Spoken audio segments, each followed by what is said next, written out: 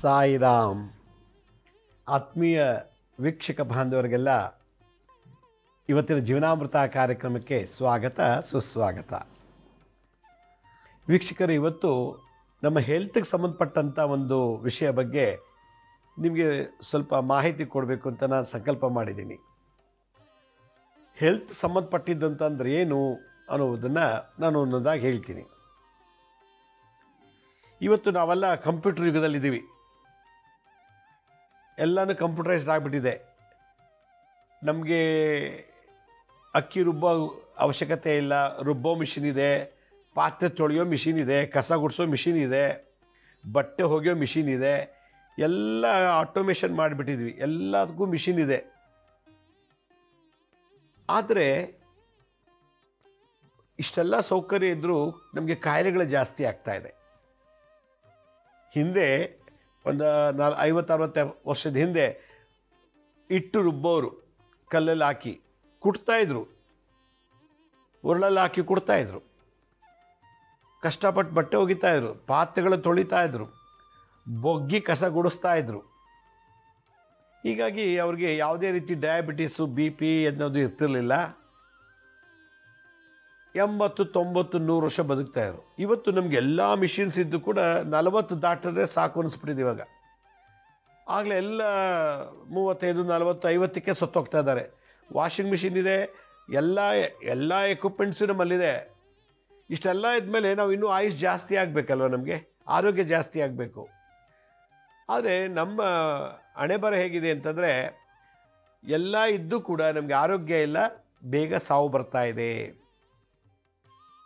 ಬೆಳಗ್ಗೆ ಎದ್ದರೆ ಸಂಜೆವರೆಗೂ ದುಡಿತಿದ್ರು, ಪುರ್ಸೊತ್ತೇ ಇಲ್ಲ. ಕಸ ಗುಡಿಸೋದು, ಪಾತ್ರೆ ತೊಳೆದು, ಹೊಳೆ ಅಥವಾ ಕೆರೆ ಅಥವಾ ನದಿಗೆ ಹೋಗ್ಬಿಟ್ಟು ಬಟ್ಟೆ ಒಗೆಯೋದು, ಪಾತ್ರೆ ತೊಳ್ಕೊಂಬರೋದು, ಮೈಲಿಗಟ್ಟಲೆ ನಡೀತಾಯಿದ್ರು. ಇವಾಗ ಯಾರು ನಡೆಯೋದೇ ಇಲ್ಲ. ಎಲ್ಲ 2 wheeler, auto, car, train, metro ಎಲ್ಲ ಕಡೆನೂ ನಾವು ಕಾಂಪ್ರಮೈಸ್ ಮಾಡ್ಕೊಂಡ್ಬಿಟ್ಟಿದ್ದೀವಿ. ಹೀಗಾಗಿ ಮನುಷ್ಯನಿಗೆ ಆಯುಷ್ ಕ್ಷೀಣಿಸ್ತಾ ಇದೆ, ಆರೋಗ್ಯನೂ ಕೆಟ್ಟೋಗ್ತಾ ಇದೆ. ಇದು ಒಂದು ಸ್ಟೋರಿ, ನಮ್ಮ ದಿನನಿತ್ಯದ ಕಥೆ ಇದು. ಎರಡನೇದು, ಚೆನ್ನಾಗಿ ಊಟ ಮಾಡ್ತೀವಿ ನಾವು. ಬೆಳಗ್ಗೆ ಒಂದು ತಿಂಡಿ ಆದರೆ ಮತ್ತೆ ಕಾಫಿ ಟೀ, ಆಮೇಲೆ ಮಧ್ಯಾಹ್ನ ಊಟ ಆದ ಒಂದು 2 ಅವರ್ ಆದಮೇಲೆ ಚಕ್ಲಿ, ಕೋಡ್ಬಳೆ, ನಿಪ್ಪಿಟ್ಟು, ಕಾಫಿ ಟೀ, ಮತ್ತು ರಾತ್ರಿ ಊಟ. ರಾತ್ರಿ ಆದಮೇಲೆ ಒಂದಷ್ಟು ತಿಂಡಿ, ಹಣ್ಣು, ಹಾಲು ಕುಡಿದು ಮಲ್ಕೋತೀವಿ. ಪುರ್ಸೊತ್ತೇ ಇಲ್ಲ ಹೊಟ್ಟೆಗೆ, ಏನು ತಿಂತಾನೇ ಇರೋದು, ಕುಡಿತಾನೇ ಇರೋದು. ಆದರೂ ನಮ್ಗೆ ಆಯುಷ್ ಇಲ್ಲ ಮತ್ತು ಆರೋಗ್ಯ ಇಲ್ಲ. ಒಂದು ಫೆಸಿಲಿಟಿ ವೈಸು ನಮಗೆ ಎಲ್ಲ ಇದೆ, ಆಯುಷ್ ಇಲ್ಲ, ಆರೋಗ್ಯ ಇಲ್ಲ. ಬಸ್ಸು, ಕಾರು, ಆಟೋ, ಟ್ರೈನ್ ಎಲ್ಲ ಇದೆ, ಆಯುಷ್ ಇಲ್ಲ, ಆರೋಗ್ಯ ಇಲ್ಲ. ಚೆನ್ನಾಗಿ 4-5 ಹೊತ್ತು ತಿಂತೀವಿ, ಆಯುಷ್ ಇಲ್ಲ, ಆರೋಗ್ಯ ಇಲ್ಲ. ಬೇರೆ ಇನ್ನೊಂದು ಏನಪ್ಪ ಅಂತಂದರೆ, ನನಗೆಲ್ಲ ಇದೆ, ಕಾರಿದೆ, ಸೈಟ್ ಇದೆ, ಮನೆ ಇದೆ, ಬಂಗ್ಲೆ ಇದೆ, ಕೋಟ್ಯಾಂತರ ರೂಪಾಯಿ ಆಸ್ತಿ ಇದೆ, ಆಳು ಕಾಳುಗಳು ಎಲ್ಲರೂ ಇದ್ದಾರೆ. ಆದರೆ ನನಗೆ ಆಯುಷ್ ಇಲ್ಲ, ಆರೋಗ್ಯ ಇಲ್ಲ.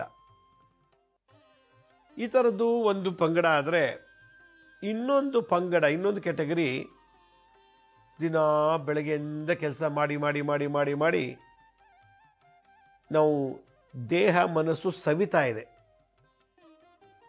ನೋಡಿ, ಯಾರೋ ಒಬ್ಬರನ್ನು ಮೀಟ್ ಮಾಡಿದ್ರು. ಅವರು ಗುಲ್ಬರ್ಗದಿಂದ ಬಂದು ಇಲ್ಲಿ ಸೆಟ್ಲಾಗಿದ್ದಾರೆ.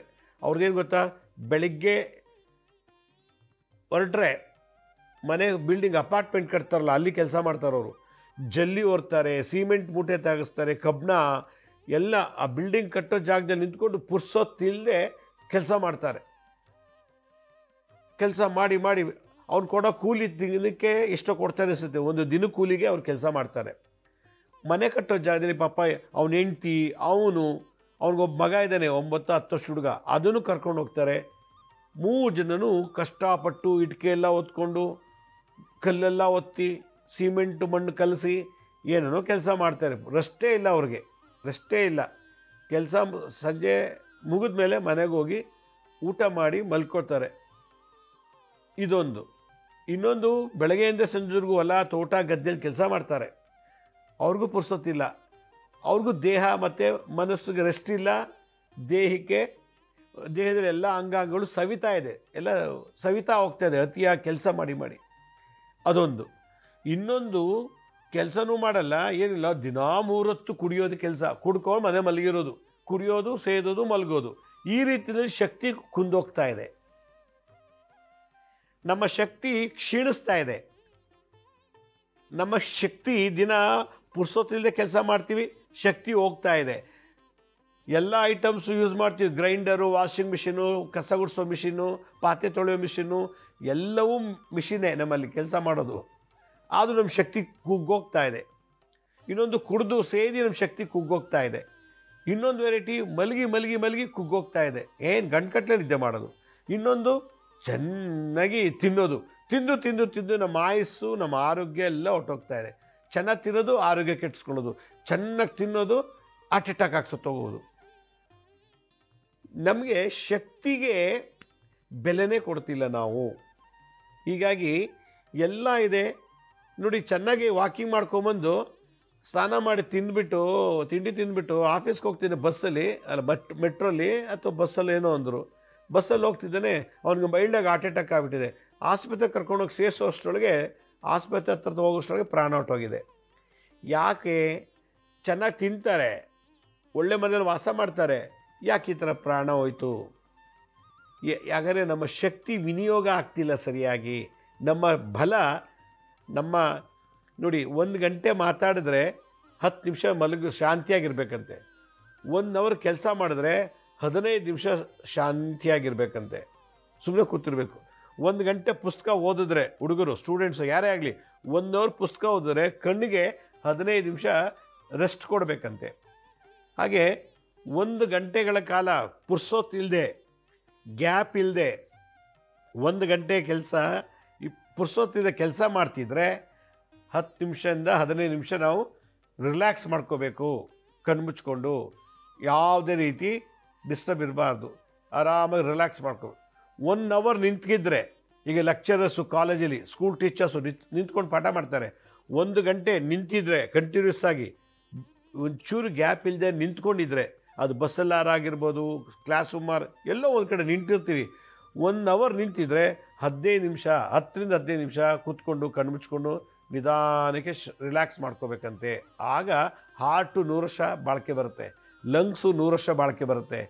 ಹೊಟ್ಟೆಯಲ್ಲಿರೋ ಇದು ಜಠರ, ಕರಳು, ದೊಡ್ಡ ಕರಳು, ಸಣ್ಣ ಕರಳು, ಮತ್ತು ಪ್ಯಾಂಕ್ರಿಯಾಸು, ಗಾಲ್ ಬ್ಯಾಡರು, ಕಿಡ್ನಿಗಳು, ಇವೆಲ್ಲವೂ ತುಂಬ ಚೆನ್ನಾಗಿ ಬಾಳಿಕೆ ಬರ್ತಂತೆ. ಅಂದರೆ ಪ್ರತಿ ಅಂಗಕ್ಕೂ ರೆಸ್ಟ್ ಬೇಕು. ರೆಸ್ಟ್ ಇಲ್ಲದೇ ನಾವು ದುಡಿತಾ ಇದ್ದೀವಿ. ಮೊನ್ನೆ ಒಬ್ಬರು ಕ್ಯಾಬ್ ಡ್ರೈವರ್, ಹಾಸನದ ಹತ್ರ ಯಾವುದೋ ಒಂದು ಹುಡುಗ, 26 ವರ್ಷದ ಹುಡುಗ, ಅವನಿಗೆ ಸಾಕಷ್ಟು ಸಾಲ ಇದೆಯಂತೆ. ಬೆಂಗಳೂರು ಬಂದು ಕ್ಯಾಬ್ ಓಡಿಸ್ತಾ ಇದ್ದಾನೆ. ಅವನೇನು ಮಾಡ್ತಾನೆ, ಬೆಂಗಳೂರು ರೂಮೇ ಮಾಡಿಲ್ಲ ಅವನು. ಬೆಳಗ್ಗೆ ಹೇಳೋದು, ಆ ಕಾರ್ಪೊರೇಷನ್ ಹತ್ರ ಏದೋ ಬಾತ್ರೂಮ್ಗೆ ಹೋಗಿ ಸ್ನಾನ ಮಾಡ್ಕೊಳ್ಳೋದು, ಅಲ್ಲೆಲ್ಲೋ ಹೋಟೆಲ್ ತಿನ್ಕೊಳ್ಳೋದು, ಗಾಡಿ ಸ್ಟಾರ್ಟ್ ಮಾಡೋದು, ನೈಟು ಕಾರಲ್ಲೇ ಮಲಗ್ತಾನೆ, ಕಾರಲ್ಲೇ ವಾಸ. ಒಂದು ಸಾಲ ಇದೆ ಅಂದ್ಬಿಟ್ಟು ಏನು ಮಾಡ್ದೆ, ಪುರ್ಸೊತ್ತಿಲ್ಲದೆ ದುಡಿತಾ ಇದೆ, ನಿದ್ದೆ ಮಾಡ್ತಿಲ್ಲ, ಸರಿಯಾಗಿ ಊಟ ಮಾಡ್ತಿಲ್ಲ, ಎಲ್ಲೆಲ್ಲಿ ಡ್ರಾಪ್ ಸಿಗುತ್ತೋ ಅವನು ಓಡಾಡ್ಕೊಂಡು 1 ಅವರ್ ನಿದ್ದೆ ಮಾಡ್ತಿರಲಿಲ್ಲ. ಅವನು ಎಲ್ಲೋ ಒಂದು ಕಡೆ ಕಾರ್ ಪಾರ್ಕ್ ಮಾಡಿ ಸುಮ್ಮನೆ ಕೂತ್ಕೋತಿದ್ದ. ಹೀಗೆ 3 ತಿಂಗಳಾದಮೇಲೆ ಎಲ್ಲ ಅಂಗಗಳಿಗೆ ರೆಸ್ಟ್ ಬೇಕಾಗಿತ್ತು, ಇವು ರೆಸ್ಟ್ ಕೊಡಲಿಲ್ಲ, ಪುರ್ಸೊತ್ತಿಲ್ಲದೆ ಗಾಡಿ ಓಡಿಸ್ತಾ ಇದ್ದ. ಈ ಮೊನ್ನೆ ಅವನಿಗೆ ಅರ್ಧ ಭಾಗ ಪೂರ್ತಿ ಪ್ಯಾರಾಲಿಸಿಸ್ ಆಗೋಗ್ಬಿಟ್ಟಿದೆ ಪಾಪ. ಈ ಕಡೆ ಪೂರ್ತಿ ಹಿಂಗೆ ಕೈ ಎತ್ತಕ್ಕಾಗಲ್ಲ, ಮಾತು ತೊದಲು, ಈ ಜಾಗ ಪೂರ್ತಿ ಬೆಂಡಾಗಿದೆ. ಲಕ್ವಾ, ಯಾಕೆಂದರೆ ಬ್ರೈನ್ಗೆ ರೆಸ್ಟ್ ಕೊಡದೆ ಕೆಲಸ ಮಾಡಿದ್ರಿಂದ ಲಕ್ವಾ ಬಂತು. ಇದೇ ಥರ ಒಬ್ಬರು ಹೆಂಗಸು ಪಾಪ ಬೆಳಗ್ಗೆಯಿಂದ ಸಂಜೆವರೆಗೂ ಮನೆಗೆ ಹೋಗಿ ಕೆಲಸ ಮಾಡಿ ರೆಸ್ಟ್ ಇಲ್ದೇ ಮನೆಗೆ ಬರೋದು 2 ನಿಮಿಷ, 1-2 ಗಂಟೆ ಮಲಗೋದು, ಪುನಃ ಬೆಳಗ್ಗೆ ಹೋಗೋದು, ದೇವಸ್ಥಾನದ ಕಸ ಗುಡಿಸೋದು, ಅಲ್ಲಿ ಪಾತ್ರೆ ತೊಳ್ಕೊಳ್ಳೋದು, ಅಲ್ಲಿಂದ ಮನೆ ಕೆಲಸ ಮಾಡಿ ರೆಸ್ಟ್ ಇಲ್ಲದೆ ಬಂದು ಬ್ರೈನ್ಗೆ ರೆಸ್ಟ್ ಇಲ್ಲದ್ರಿಂದ ಪಿಟ್ಸ್ ರೋಗ ಬಂದುಬಿಟ್ಟಿದೆ ಸಡನ್ನಾಗಿ. ಎಷ್ಟು 50 ವರ್ಷ ಆದಮೇಲೆ ಪಿಟ್ಸ್ ಬಂದಿದೆ ಅಮ್ಮನಿಗೆ. ಯಾಕೆ? ನಮ್ಮ ಬ್ರೈನ್ಗೆ ರೆಸ್ಟ್ ಕೊಟ್ಟಿಲ್ಲ. ಅದರಿಂದ ಸಾಕಷ್ಟು ರೆಸ್ಟ್ ಕೊಡಬೇಕು. ರೆಸ್ಟ್ ಕೊಟ್ಟಿಲ್ಲ ಅಂದರೆ ಹಾರ್ಟ್ ಅಟ್ಯಾಕು, ಪಿಟ್ಸು, ಮತ್ತು ಕಣ್ಣು ಮಂಜಾಗೋದು. ಕಂಟಿನ್ಯೂಸ್ ಕಂಪ್ಯೂಟರ್ ಮುಂದೆ ಕೂತಿರ್ತಾರೆ ಗಂಟುಗಟ್ಟಲೆ, ಸಾಫ್ಟ್ವೇರ್ ಇಂಜಿನಿಯರ್ಸು, ಕಂಪ್ಯೂಟರ್ ಆಪ್ರೇಟ್ ಮಾಡೋರು. ಅವರು 1 ಅವರ್ ಆದಮೇಲೆ ಒಂದು 5 ನಿಮಿಷ ಆದರೂ ಕಣ್ಣು ಮುಚ್ಕೊಂಡು ರಿಲ್ಯಾಕ್ಸ್ ಮಾಡಬೇಕು. ಇಲ್ಲಾಂದರೆ ಆ ಸ್ಕ್ರೀನಿಂದ ಬರೋ ರೇಡಿಯೇಷನ್ನು, ಅಲ್ಟ್ರಾವೇವ್ಸ್ ಏನಾಗುತ್ತೆ, ನಮಗೆ ರೆಟಿನಾಗೆ ರೆಸ್ಟ್ ಇಲ್ಲದೇ ಕೆಲಸ ಮಾಡೋದಿಲ್ಲ, ರೆಟಿನ ಸವಿತಾ ಹೋಗುತ್ತೆ, ಸ್ಪೆಕ್ಸ್ ಹಾಕಬೇಕು, ಇಲ್ಲ ಬೇಗ ಕಣ್ಣು ತೊಂದರೆ ಆಗುತ್ತೆ, ಕಣ್ಣಿನ ದೋಷಗಳು ಬರ್ತದೆ. ಅದರಿಂದ ಸರ್ವ ಅಂಗಾಂಗಗಳಿಗೂ ರೆಸ್ಟ್ ಕೊಡದೆ ಕೆಲಸ ಮಾಡೋದ್ರಿಂದ ಮನುಷ್ಯನಿಗೆ ಆಯುಷ್ ಕಮ್ಮಿ ಮತ್ತು ಆರೋಗ್ಯ ಕೂಡ ಕೆಟ್ಟೋಗುತ್ತೆ. ಅತಿಯಾಗಿ ಯಾವುದು ಮಾಡ್ತೀವೋ ಅದು ನಮಗೆ ವಿಷ ಆಗುತ್ತೆ ಅಂತ ಹೇಳುತ್ತೆ ಶಾಸ್ತ್ರ. ಅತಿಯಾಗಿ ಓದೋದು ನಮಗೆ ಕಣ್ಣಿನ ದೃಷ್ಟಿ ಹೋಗ್ಬೋದು, ತಲೆನೋವು ಬರ್ಬೋದು. ಅತಿಯಾಗಿ ಮಾತಾಡೋದ್ರಿಂದ ಇಸೋಫಗಸ್, ಅನ್ನನಾಳ ಮತ್ತು ಸೌಂಡ್ ಬಾಕ್ಸ್ ಸೌದೋಗ್ಬೋದು. ಅತಿಯಾಗಿ ತಿನ್ನೋದ್ರಿಂದ ಜಠರ ಸೌದೋಗುತ್ತೆ.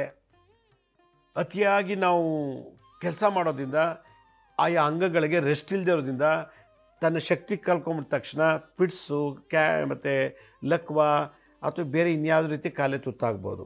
ಯಾರೊಬ್ಬರು ದಿನಕ್ಕೆ 12 ಅವರ್ ಮಲಗ್ತಾರಂತೆ ನೋಡಿ. ಒಂದು ದಿನಕ್ಕೆ 24 ಗಂಟೆ 12 ಅವರ್ಸ್ ಮಲಗ್ತಾರಂತೆ. ಇನ್ನು 12 ಅವರ್ಸಲ್ಲಿ ಸ್ನಾನ, ಹಲ್ಲುಜ್ಜೋದು, ತಿಂಡಿ ತಿನ್ನೋದು, ಊಟ ಮಾಡೋದು, ಅದು ಇದು ನೋಡ್ಕೊಂಬರೋಷ್ಟರೊಳಗೆ 12 ಅವರ್ ಆಗಿಬಿಡ್ತದೆ. ಟಿ ವಿ ಕೂತ್ಕೊಂಡು ಬರೀ ಏನೂ ಮಾಡಲ್ಲ ಕೆಲಸ ನೋಡಿ. ದಿನ 12 ಅವರ್ ಮಲಗೋದು, 12 ಅವರ್ ಅದು ಇದು ಸಣ್ಣ ಪುಟ್ಟ ಕೂತ್ಕೊಳ್ಳೋದು, ಟಿ ವಿ ನೋಡೋದು, ಕಂಪ್ಯೂಟರ್ ಗೇಮ್ಸ್ ಆಡೋದು, ಇದೇ ಥರ ಆಗಿ ಕೊನೆಗೀಗ ಅವ್ರಿಗೆ 2 ಕಿಡ್ನಿ ಹೋಗ್ಬಿಟ್ಟಿದೆ. 2 ಕಿಡ್ನಿ ಹೋಗಿದೆ. ಕೆಲಸ ಮಾಡಿ ಕಿಡ್ನಿ ಹೋಗಿಲ್ಲ, ಮಲಗಿ ತಿನ್ನಿ ಕಿಡ್ನಿ ಹೋಗಿದೆ. 2 ಕಿಡ್ನಿನೂ ಹೋಗ್ಬಿಟ್ಟಿದೆ. ಕೊಲೆಸ್ಟ್ರಾಲ್ ಜಾಸ್ತಿ ಆಯಿತು. ಮಲಗೋದು, ತಿನ್ನೋದು, ಕೂರೋದು, ಮಲಗೋದು, ತಿನ್ನೋದು, ಕೂರೋದ್ರಿಂದ ಕೊಲೆಸ್ಟ್ರಾಲ್ ಕೊಬ್ಬಿನ ಅಂಶ ಜಾಸ್ತಿ ಆಗಿ ಕಿಡ್ನಿ ಏನಾಗಿದೆ, ಕಂಟ್ರೋಲ್ ತಪ್ಪೋಗಿ ಈಗ 2 ಕಿಡ್ನಿನೂ ಇದೆ. ಅವ್ರಿಗೀಗ ಮಲಗಿ ತಿನ್ನಿಷ್ಟು ದಪ್ಪ ಆಗಿಬಿಟ್ಟಿದ್ದಾರೆ. 28, 29 ವರ್ಷ ಹುಡುಗ. ಅವ್ರ ಮೇಲೆ ಕೋಟಿಗಟ್ಟಲೆ ಆಸ್ತಿ ಇದೆ. ಮಗ ಚೆನ್ನಾಗಿದ್ದರೆ ಸಾಕು ಅಂಥೇಳಿ ಈಗ ಮಗ 2 ಕಿಡ್ನಿ ಹೋಗಿದೆ. 2 ಕಿಡ್ನಿ ದಾನ ಕೊಡೋರು ಹುಡುಕ್ತಾ ಇದ್ದಾರೆ ಈಗ. ಹೀಗೆ ಅತಿಯಾದ ನಿದ್ದೆ, ಅತಿಯಾಗಿ ಕೂತ್ಕೊಳ್ಳೋ ಯಾವುದೇ ಆಗಲಿ ಅತಿಯಾದದ್ದು ನಮಗೆ ಶತ್ರು ಮತ್ತು ವಿಷ ಅಂಥೇಳಿ.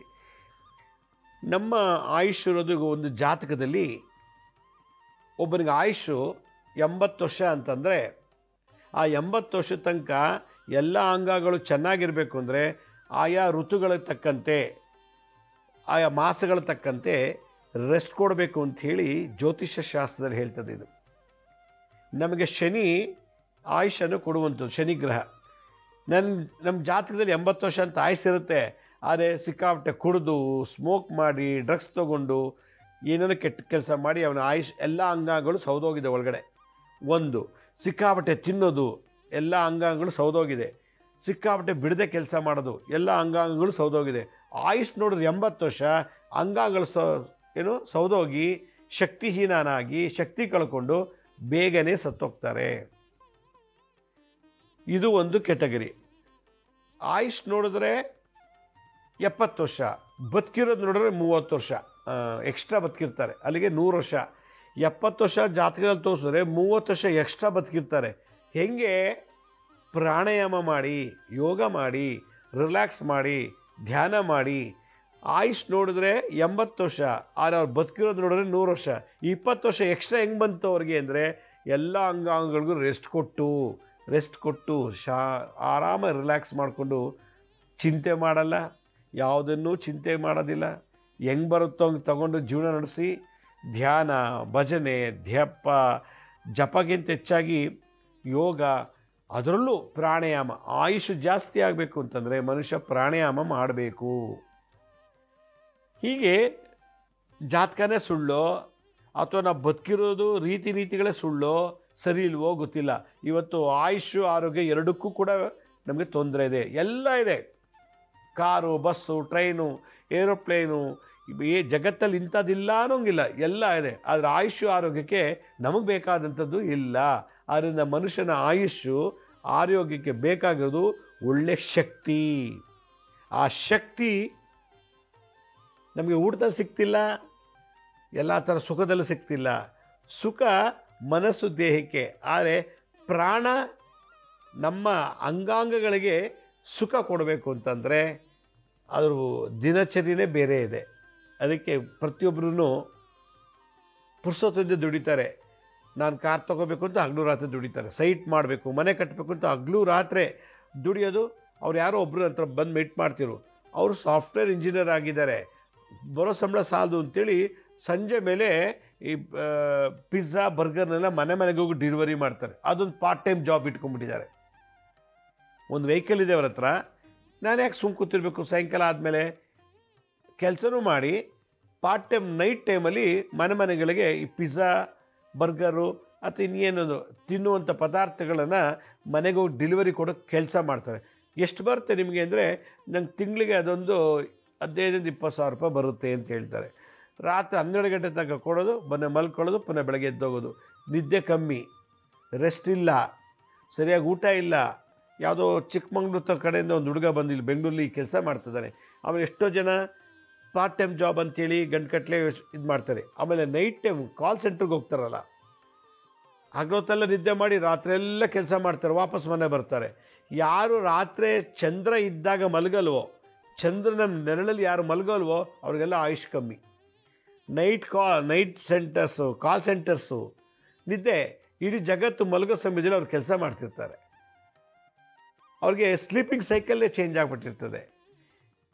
ಮೈಂಡು ಬಾಡಿ ಎರಡೂ ಒಂಥರ ಡಿಫ್ರೆಂಟಾಗಿ ವರ್ಕ್ ಮಾಡುತ್ತೆ.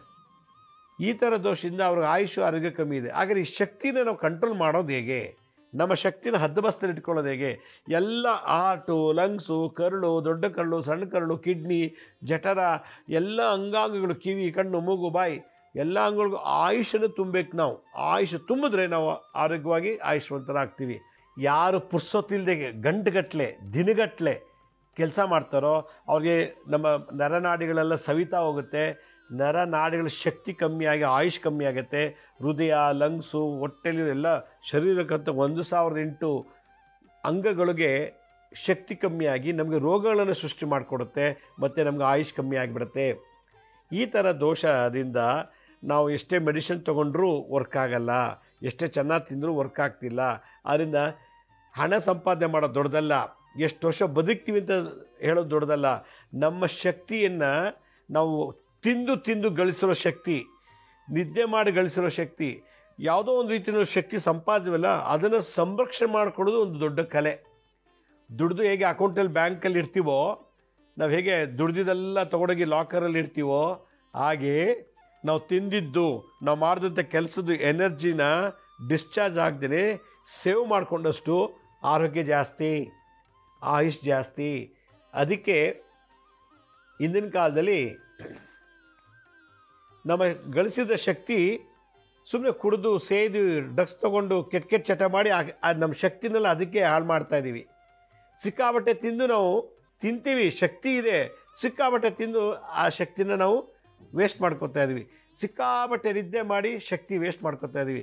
ಸಿಕ್ಕಾಬಟ್ಟೆ ಕೆಲಸ ಮಾಡಿ ನಮ್ಮ ಶಕ್ತಿನ ನಾವೇ ಕಳ್ಕೊತಾ ಇದ್ದೀವಿ. ಆ ಶಕ್ತಿನ ಸಂರಕ್ಷಣೆ ಮಾಡಿಕೊಂಡಷ್ಟು ಆಯುಷ್ ಆರೋಗ್ಯ ಜಾಸ್ತಿ ಆಗುತ್ತೆ ಅಂಥೇಳಿ ಒಂದು ಸೂತ್ರ ಹೇಳ್ತಾರೆ. ಅದಕ್ಕೆ ಈ ಸ್ಕಂದ ಪುರಾಣ ಮತ್ತು ಸುಬ್ರಹ್ಮಣ್ಯನ ಒಂದು ತಂತ್ರಸಾರದಲ್ಲಿ ಒಂದು ಗಾಯತ್ರಿ ಮಂತ್ರ ಹೇಳುತ್ತೆ. ಆ ಮಂತ್ರ ನಾವು ದಿನನಿತ್ಯ ಬೆಳಗ್ಗೆ ಮಧ್ಯಾಹ್ನ ರಾತ್ರಿ ಒಂದು ಅಟ್ಲೀಸ್ಟ್ 10 ನಿಮಿಷನಾದರೂ ಹೇಳಿದ್ರೆ ನಮಗೆ ಎಲ್ಲ ಅಂಗಗಳಿಗೆ ಶಕ್ತಿ ಜಾಸ್ತಿಯಾಗಿ ಆಯುಷ್ ಜಾಸ್ತಿಯಾಗಿ ನಮ್ಮ ಆಯುಷ್ ಜಾಸ್ತಿ ಮಾಡುತ್ತೆ. ಹೃದಯಕ್ಕೆ ಆಯುಷ್ ಜಾಸ್ತಿ ಆದರೆ ನಾವು ಚೆನ್ನಾಗಿ ಬದುಕ್ತೀವಿ. ಲಂಗ್ಸು, ಕರುಳು ಮತ್ತು ಪ್ಯಾಂಕ್ರಿಯಾಸು, ಗಾಲ್ ಬ್ಲಾಡರು ಇವಕ್ಕೆ ಆಯುಷ್ ಜಾಸ್ತಿ ಆದಷ್ಟು ನಾವು ಇನ್ನೂ 100-200 ವರ್ಷ ಬದುಕ್ತೀವಿ. ಅದಕ್ಕೆ ಅಂಗಗಳಿಗೆ ಜಾಸ್ತಿ ಶಕ್ತಿ ತುಂಬಿದಷ್ಟು ನಾವು ಆರೋಗ್ಯವಾಗಿ ಆಯುಷ್ಯವಂತರಾಗಿರ್ತೀವಿ. ಹಾಗಾದ್ರೆ ಏನು ಮಾಡಬೇಕು? ಒಂದು ನಿಂಬೆಹಣ್ಣು ತೊಗೋಬೇಕು, ಕೈಲಿಟ್ಕೋಬೇಕು. ತಂತ್ರ ಇದು, ಜಂಬೂರ ಫಲ ತಂತ್ರ. ಒಂದು ನಿಂಬೆಹಣ್ಣು ಅಥವಾ 2 ನಿಂಬೆಹಣ್ಣು ಕೈಲಿಟ್ಕೊಳ್ಳಿ. ಕೈಲಿಟ್ಕೊಂಬಿಟ್ಟು ನೋಡಿ, ನಾನು ಸ್ಕ್ರೀನ್ ಮೇಲೆ ತೋರಿಸ್ತೀನಲ್ಲ ಈಗ ಒಂದು ಮಂತ್ರ, ಈ ಮಂತ್ರನ ಅರ್ಧ ಗಂಟೆ ಜಪ ಮಾಡಬೇಕು. ಓಂ ಕುಕ್ಕುಟ ಧ್ವಜಾಯ ವಿದ್ಮಹೇ ಶಕ್ತಿ ಹಸ್ತಾಯ ಧೀಮಹಿ ತನ್ನ ಸ್ಕಂಧ ಪ್ರಚೋದಯಾತ್. ಓಂ ಕುಕ್ಕುಟ ಧ್ವಜಾಯ ವಿದ್ಮಹೇ ಶಕ್ತಿ ಹಸ್ತಾಯ ಧೀಮಹಿ ತನ್ನ ಸ್ಕಂಧ ಪ್ರಚೋದಯಾತ್. ಓಂ ಕುಕ್ಕುಟ ಧ್ವಜಾಯ ವಿದ್ಮಹೇ ಶಕ್ತಿ ಹಸ್ತಾಯ ಧೀಮಹಿ ತನ್ನ ಸ್ಕಂಧ ಪ್ರಚೋದಯಾತ್. ಓಂ ಕುಕ್ಕುಟ ಹಸ್ತಾಯ, ಕುಕ್ಕುಟ ಧ್ವಜ ಫ್ಲ್ಯಾಗು, ಅದರಲ್ಲಿ ಕೋಳಿ ಮಾರ್ಕ್ ಇದೆಯಂತೆ. ಆ ಫ್ಲ್ಯಾಗಲ್ಲಿ ಕೈಲಿಟ್ಕೊಂಡು ಒಂದು ಶಕ್ತಿಯನ್ನು ಆಯುಧವನ್ನು ಕೈಲಿಟ್ಕೊಂಡಿರುವಂಥ ಸ್ಕಂದ ಸುಬ್ರಹ್ಮಣ್ಯ ಸ್ವಾಮಿದು ಗಾಯತ್ರಿ ಮಂತ್ರ ಇದು.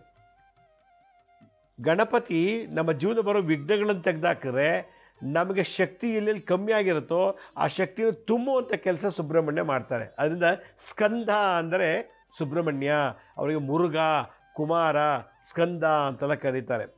ಅದರಿಂದ ಪ್ರತಿಯೊಬ್ಬರು ಕೂಡ ದಿನನಿತ್ಯ ಒಂದು 10 ನಿಮಿಷ ಈ ಮಂತ್ರ, ಗಾಯತ್ರಿ ಮಂತ್ರ ಹೇಳೋದ್ರಿಂದ ನಮ್ಮ ಎನರ್ಜಿಲಿ ನಾವು ಲಾಕರ್ಲಿ ಇಟ್ಟ ಹಾಗೆ ನಮ್ಮ ಚೈತನ್ಯ ಶಕ್ತಿನ ನಾವೇ ಇದು ಮಾಡಿದೆ.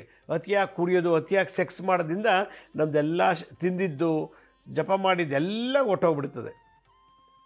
ಮತ್ತೆ ಸಂಪಾದಿಸ್ಕೋಬೇಕು. ಹಾಗೆ ಹಣ ಹೆಂಗೆ ಸಂಗ್ರಹ ಮಾಡ್ತೀವೋ ನಮ್ಮ ಶಕ್ತಿನ ಕೂಡ ನಾವು ರಿಸರ್ವ್ ಆಗಿ ಇಟ್ಕೊಂಡಿರ್ಬೇಕು. ಅದಕ್ಕೆ ಮೂಲ ಅಧಿದೇವತೆ ಸ್ಕಂದ. ಅದರಿಂದ ಕಲಿಯುಗದಲ್ಲಿ ಎಲ್ಲ ವಿಘ್ನಗಳನ್ನು ನಿವಾರಣೆ ಮಾಡಲಿಕ್ಕೆ ಗಣಪತಿ ಆದರೆ ನಮ್ಮ ಶಕ್ತಿಗಳನ್ನು ಹಾರ್ಟ್ ಇರೋ ಶಕ್ತಿ ಕುಗ್ಗೋಗಬಾರ್ದು. ಲಂಗ್ಸಲ್ಲಿ ದೊಡ್ಡ ಕರಳು, ಸಣ್ಣ ಕರಳು, ಕಿಡ್ನಿ ಏನೇನಿದೆಯೋ ನಮ್ಮ ಶರೀರದಲ್ಲಿ ಎಲ್ಲ ಪಾರ್ಟ್ಸಲ್ಲೂ ಶಕ್ತಿ ಅದಕ್ಕೆ ಎಷ್ಟು ಬೇಕೋ ಅಷ್ಟು ಉಪಯೋಗಿಸಿ ಎಕ್ಸ್ಟ್ರಾ ಇಡಬೇಕು. ನನಗೆ ಇವತ್ತು 500 ರೂಪಾಯಿ ಬಂತು, 500 ರೂಪಾಯಿ ಖರ್ಚು ಮಾಡೋದಲ್ಲ, 500 ರೂಪಾಯಿ 100 ರೂಪಾಯಿ ಖರ್ಚು ಮಾಡಿ 400 ರೂಪಾಯಿ ಸೇವ್ ಮಾಡಬೇಕು, ಯಾಕೆ ನಾಳೆಗೆ ಬೇಕಲ್ಲ. ಹಾಗೆ ನಾವು ತಿಂದಿದ್ದು ಮಲಗಿದ್ದು ಏನೇನು ಮಾಡಿದ್ವೋ ಅದರ ಎಲ್ಲ ಶಕ್ತಿ ಆಯಾ ದಿನಕ್ಕೆ ಖರ್ಚು ಮಾಡಿ ಉಳಿದಿದ್ದನ್ನು ಸ್ಟೋರ್ ಮಾಡ್ಕೋಬೇಕು.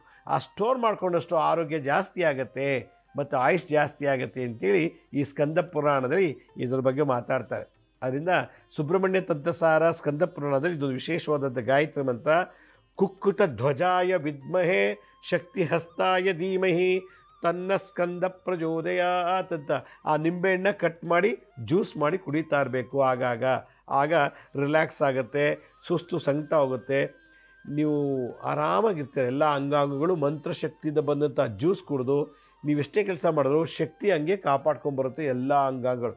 ಅದರಿಂದ ಸ್ಕಂದ ಅಂತಂದರೆ ಶಕ್ತಿಯನ್ನು ಸಂರಕ್ಷಣೆ ಮಾಡುವಂಥವನು.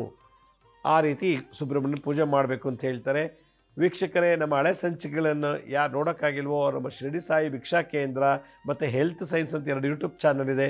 ಇದ್ರ ಜೊತೆಗೆ SSBK ಜ್ಞಾನೋದಯ ಅಂತ ಒಂದು ಮ್ಯೂಸಿಕ್ ಚಾನಲ್ ಇದೆ. 3ಕ್ಕೆ ಸಬ್ಸ್ಕ್ರೈಬ್ ಮಾಡ್ಕೊಳ್ಳಿ, ಪಕ್ಕದ ಬೆಲ್ ಬಟನ್ ಪ್ರೆಸ್ ಮಾಡಿ, ನೋಡಾದ್ಮೇಲೆ ಲೈಕ್ ಅನ್ನೋ ಬಟನ್ ಪ್ರೆಸ್ ಮಾಡಿ. ಆಮೇಲೆ ನೀವು ನೋಡಿದಂಥ ಲಿಂಕನ್ನು ನಿಮ್ಮ ಬಂಧು ಮಿತ್ರರಿಗೆ ವಾಟ್ಸಪ್ ಮುಖಾಂತರ ಅಥವಾ ಇಮೇಲ್ ಮುಖಾಂತರ ಶೇರ್ ಮಾಡಿ. ಗುರುಜಿ ಲಕ್ಷ್ಮೀ ಶ್ರೀನಿವಾಸ್ ಅಂತೇಳಿ ಫೇಸ್ಬುಕ್ಕು, ಇನ್ಸ್ಟಾಗ್ರಾಮು, ಟ್ವಿಟ್ಟರು, ಲಿಂಕ್ಡ್ಇನ್ ಕೂಡ ನಾವು ಟೈಮ್ ಟು ಟೈಮ್ ಅಪ್ಲೋಡ್ ಮಾಡ್ತಿರ್ತೀವಿ. ಅಲ್ಲೂ ನಿಮಗೆ ಭಾಳಷ್ಟು ಇನ್ಫಾರ್ಮೇಷನ್ ಸಿಗುತ್ತೆ. ಯಾರಿಗೆ ಅಪಾಯಿಂಟ್ಮೆಂಟ್ಸ್ ಬೇಕಿತ್ತೋ ಅವರು ನಾನು ಸ್ಕಿಲ್ ಮೇಲೆ ತೋರಿಸ್ತು ನೋಡಿ, www.lakshmisrinivas.in ಅಂತ ನೀವೇ ಆ ಸೈಟ್ಗೆ ಲಾಗಿನ್ ಆಗಿ ನಿಮ್ಗೆ ಯಾವ ಡೇಟ್ ಯಾವ ಟೈಮ್ಗೆ ಬೇಕೋ ಅಪಾಯಿಂಟ್ಮೆಂಟ್ಸ್ ನೀವೇ ಬುಕ್ ಮಾಡ್ಕೊಳ್ಳಿ. ಕಾಯಿಲೆಗಳಿಗೆ ಸಂಬಂಧಪಟ್ಟಂತೆ ಏನಾದ್ರು ದೋಷ ಇತ್ತು ಆ ಮೆಡಿಕಲ್ ರಿಪೋರ್ಟ್ ನೀವು ತೊಗೊಂಬಂದರೆ ಆ ಮೆಡಿಕಲ್ ರಿಪೋರ್ಟ್ ಪ್ರಕಾರ ನೋಡಿ ನಾವು ಮೆಡಿಕಲ್ ಆಸ್ಟ್ರಾಲಜಿ ಪ್ರಕಾರ ಪರಿಹಾರ ತಿಳಿಸ್ತೀವಿ ಅಂತ ಹೇಳ್ತಾ ಇವತ್ತಿನ ಸಂಚಿಕೆಯನ್ನು ಮುಗಿಸ್ತಾ ಇದ್ದೀನಿ. ಇದೇ ರೀತಿ ನಾಳಿನ ಸಂಚಿಕೆಯಲ್ಲಿ ಮತ್ತೊಂದು ವಿಶೇಷವಾದಂಥ ಮಾಹಿತಿಯೊಂದಿಗೆ ತಮ್ಮನ್ನು ಭೇಟಿ ಮಾಡ್ತೀನಿ. ಅಲ್ಲಿವರೆಗೂ ನನ್ನ ನಮಸ್ಕಾರ. ಸಾಯಿರಾಮ್.